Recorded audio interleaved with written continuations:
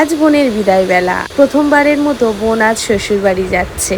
বিয়ের দিনটা যতটা আনন্দের ছিল, আজ বিদায়ের সময় ঠিক ততটাই কষ্টের। প্রতিটা ঘরেই মেয়েদের জীবনে এমন একটা দিন আসে, যেদিন সে তার নিজের ছোটবেলার ঘর, বাবা মা, ভাই বোনেদের ভালোবাসা ছেড়ে নিজের নতুন পরিবারে নিজের পরিচয় গড়তে যায়। সকাল থেকেই বাড়িতে একটা অন্যরকম পরিবেশ, সবাই ব্যস্ত, কিন্তু তার মাঝেও যেন সবার চোখে একটা অদৃশ্য কষ্ট লুকিয়ে আছে।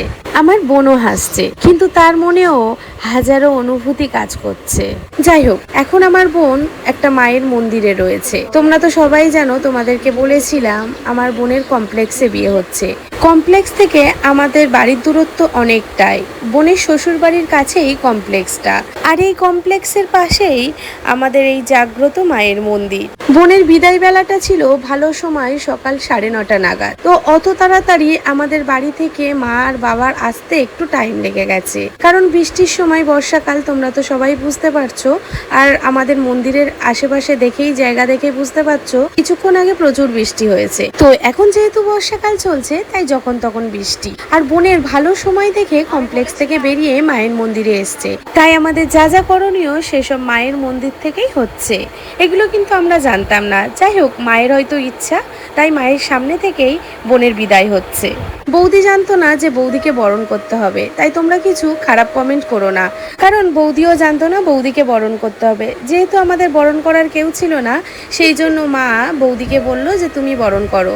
যেহেতু শুভ কাজে বৌদি কালো শাড়ি পরে বরণ করছে, সেই জন্য কথাটা বললাম যে তোমরা কেউ প্লিজ কোনো খারাপ কমেন্ট করো না, কারণ বৌদি ছাড়া আর কেউ ছিল না ওখানে বরণ করার মতো, তাই বৌদিকেই শেষমেশ বরণটা করতে হয়েছে। জানো তো, এই মন্দিরে অনেক দিন ধরে আসবো করছি। সে বিয়ের পর একবার এসেছিলাম মায়ের কাছে, তারপর থেকে অনেকবার ভেবেছি আসবো, কিন্তু আর আসা হয়নি। কি জানি আজকের মা হয়তো টেনেছে, তাই আমরা আসতে পেরেছি। বৌদির বরণ শেষ হলেই এদিকে মায়ের কিছু রিচুয়ালস আছে, সেগুলো মা করবে। আর এইদিকে যেহেতু প্লেট ছিল না আর জলের গ্লাস ছিল না, সব কমপ্লেক্সেই ছিল, আর কমপ্লেক্স থেকে হুট করে ওইভাবে তাড়াতাড়ি করে বেরিয়ে পড়তে হয়েছে, সেই কারণে একটু অসুবিধা হয়ে গেছে। তাই নতুন জামাই মেয়েকে মিষ্টির প্যাকেটে করে মিষ্টি খাওয়ানো হলো, আর জলের বোতলে করে জল খাওয়ানো হলো।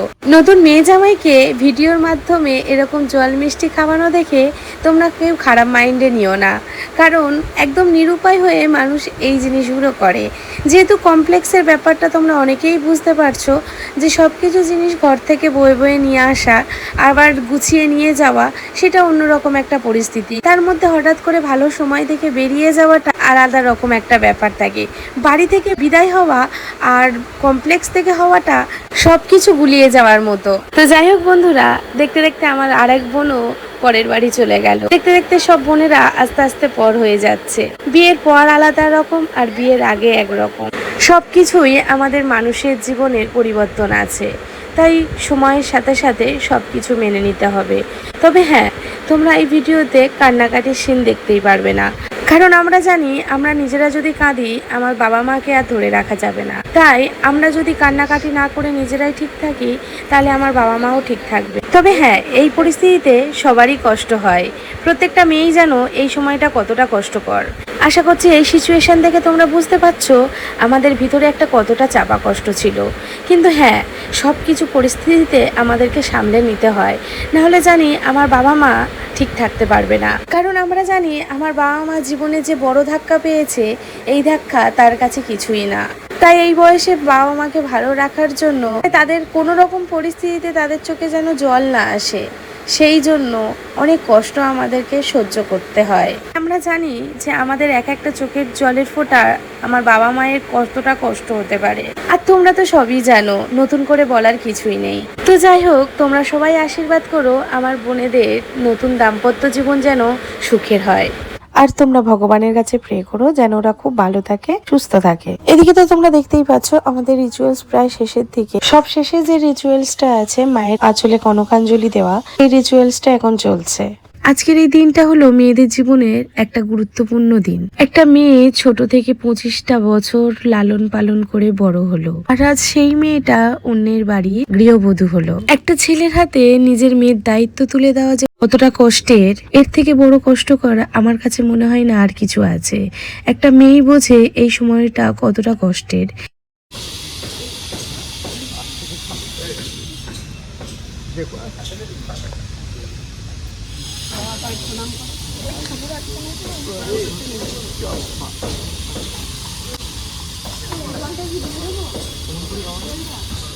তো এদিকে আমাদের যা যা করণীয় ছিল আপাতত সব করণীয় হয়ে গেছে। তো আমরা সবাই এদিকে বেরিয়ে গেছি। তো এদিকে এসে হঠাৎ করে জানতে পারি বোনেদের সাথে আমাদেরকে যেতে হবে, মানে বোনেদেরকে বাড়িতে গিয়ে দিয়ে আসতে হবে, কারণ বোনের সাথে যাওয়ার মতো কেউ নেই। তো সবাই বলল, মানে বোনের বর আর কি বলল, দিদি তোমরাই চলো আমাদের সাথে, গিয়ে ঘুরে টুরে আসবে, একটু সারাদিন থাকবে, আনন্দ হবে। তো আমরা কেউ যেতে চাইছিলাম না। তো তারপরে সবাই বলল যে না, ওকে বাড়িতে গিয়ে দিয়ে আসতে হবে, ওর সাথে যেহেতু যাওয়ার মতো কেউ নেই। তো বোনেরা আমরা সবাই আছি, তো গিয়ে বোনের বাড়িতে দিয়ে আসব, দিয়ে আমরা আবার চলে আসব।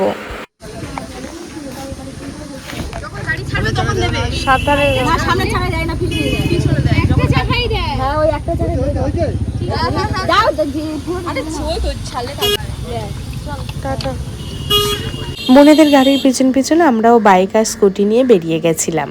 বোনকে বাড়িতে তুলে দিয়ে এসে ওদের যা যা রিচুয়ালস ছিল সেগুলো হচ্ছিল। তো তার মধ্যে থেকে আমরা একটু থেকে তারপরে আমরাও বেরিয়ে এসেছি।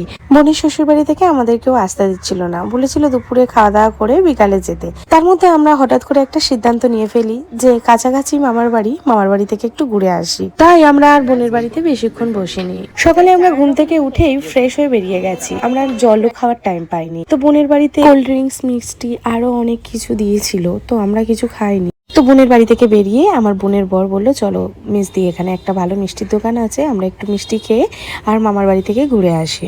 বোনের বাড়িটা এমন একটা জায়গায়, একদিকে গেলে আমাদের বাড়ির দিকে যেতে হবে আর একদিকে গেলে আমার মামার বাড়ির দিকে রাস্তা। তো ভাবলাম এসেই গেছে যখন কাছাকাছি, তাহলে আর একটু গিয়ে মামার বাড়ি থেকে একটু ঘুরে আসি। অনেকদিন আমার দাদুকে দেখিনি, দাদু খুব অসুস্থ, আমার মায়ের বাবা, অনেক বয়স হয়ে গেছে আর তার মধ্যে খুব অসুস্থ। তাই ভাবলাম কাছাকাছি যখন এসছি তাহলে দাদুকে একটু দেখে যায়। যেই ভাবা সেই কাজ, চলে এসছি মামার বাড়িতে। এটা হলো আমার বড় মামার বাড়িতে। আর ছোট মামার বাড়িতে গিয়ে দেখলাম গেটে তালা দেওয়া। মামি হয়তো উপরে রয়েছে, শুনতে পাইনি, তাই ওখান থেকে বড় মামার বাড়িতে এসেছি। আর এই হলো আমার মামাদের ডগি। হঠাৎ করে কাউকে কিছু না জানিয়ে আমরা দুপুরবেলা মামার বাড়িতে চলে এসেছি। আমাদের সবাইকে দেখে অবাক। আর এইদিকে বোনের সাথে কেউ যায়নি বলে তাই আমার বোনের বর মামার মেয়েকে বলছে, তোরা এত বড় বড় শালীরা থাকতেন না, তোরা না গিয়ে আমাদেরকে যেতে হলো। এই বক্তব্যগুলো শুধু তুলবো আর কিচ্ছু না। ও অনন্যা তো থাকার কথা, তো ওরা তো থাকবে ওদের ঘরের কাছাকাছি। থাকবে না।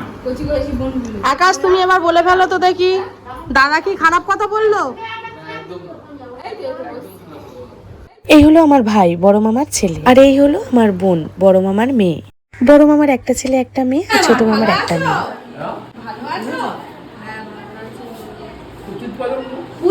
যখন আমার দাদু চাকরি করতো কতটা স্মার্ট ছিল জানো?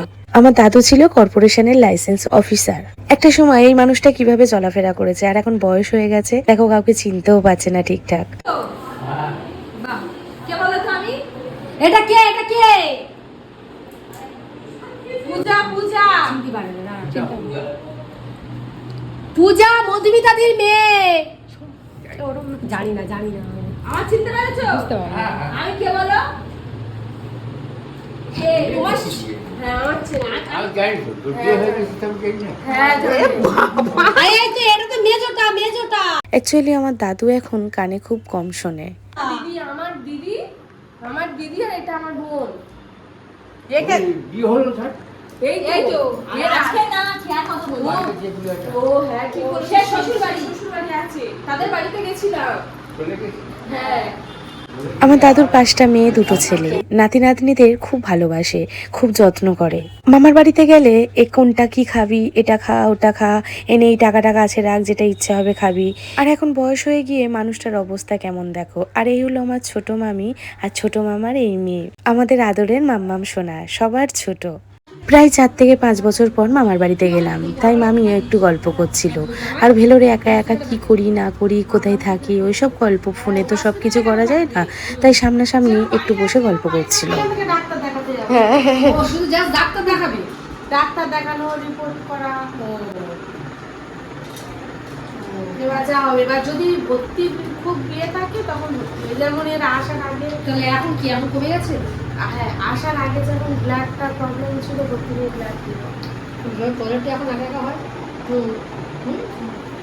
আমি বলো না এখন কি এখন লাস্ট ট্রিটমেন্ট মানে ট্রিটমেন্ট কমপ্লিট শেষের দিকে কেমন শেষের দিকে হ্যাঁ এখন কেমন দিচ্ছে না ওরাল চলছে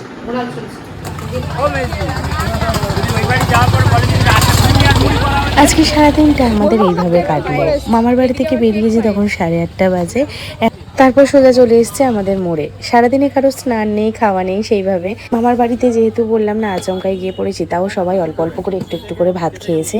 তারপরে মামার বাড়িতে মুড়ি আর চানাচুর দিয়ে সব একটা ঝালমুড়ির মতো বানিয়ে আলুর চপ বেগুনি সব দিয়ে খাওয়া দাওয়া করে সন্ধ্যাবেলা 8:30 নাগাদ মামার বাড়ি থেকে বেরালাম। তারপরে এখানে আসার পর একটা বাচ্চার জন্মদিন ছিল, তাই আমাদেরকে দেখে পায়েস দিয়ে গেল। আমরা একটা চকলেট কিনে দিলাম। তো ওই বোন পায়েস খাচ্ছে আর আমরা সবাই মিলে ফুচকা খাবো। বাড়ি থেকে বাবা কন্টিনিউ ফোন করে যাচ্ছে। আমরা আসছি করতে করতে রাত্রি 10টার সময় আমরা বাড়িতে ঢুকেছি। তো সবাই লাস্টে খুব বকাবকি করলো। সারাদিনে আজকে আমাদের এইভাবেই দিনটা কাটলো। ঘুম থেকে উঠে মুখ ধুয়ে জাস্ট বেরিয়েছিলাম বাড়ি থেকে। আজকে সকালে ব্রেকফাস্ট হিসাবে আমরা মিষ্টি খেয়েছি। তারপর থেকে আমাদের এইভাবেই চলছে, উল্টো পাল্টা রুটিনে আজকে আমাদের চলেছে। তো এই ছিল আজকের আমার বোনের বিদায় ব্লগ। সাথে মামার বাড়ি ঘুরিয়ে নিয়ে আসলাম, তোমাদেরকেও দেখালাম, সবার সাথে পরিচয় করালাম। তো আজকের ব্লগটা তোমাদের কেমন লাগলো অবশ্যই কিন্তু কমেন্টে জানিও। আজকের আমাদের সারাদিনটা যেভাবে চললো তো সেইভাবে একটু একটু করে ব্লগ তোমাদের সাথে শেয়ার করলাম। আর তোমাদের কেমন লাগলো অবশ্যই কিন্তু কমেন্টে জানিও। সেল বাড়বে এ ফুচকাটা কেমন